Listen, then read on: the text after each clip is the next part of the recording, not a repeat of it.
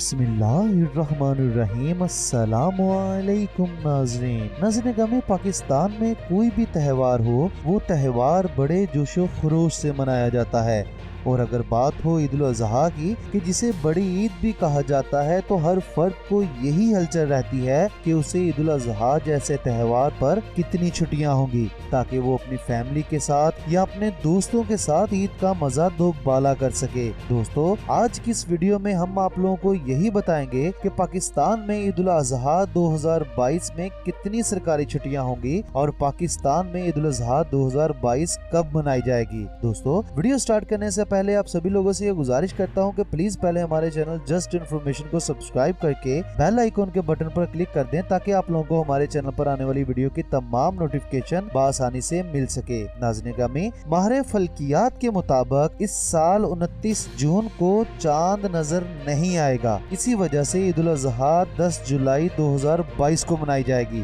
दोस्तों, मुख्तलिफ जराए से ये भी इंफॉर्मेशन मिली है कि पाकिस्तान में ईद उल अज़हा की 4 छुट्टियां होंगी। नाज़रीन ग्रामी, पाकिस्तान में 9 जुलाई बरोज हफ्ते से लेकर 12 जुलाई बरोज मंगल तक ईद उल अज़हा की छुट्टियां होंगी। नाज़रीन ग्रामी, आज की इन्फॉर्मेशन में बस इतना ही। अगली इन्फॉर्मेशन तक अपने होस्ट अवैस पारा को इजाजत दें। खुदा हाफिज।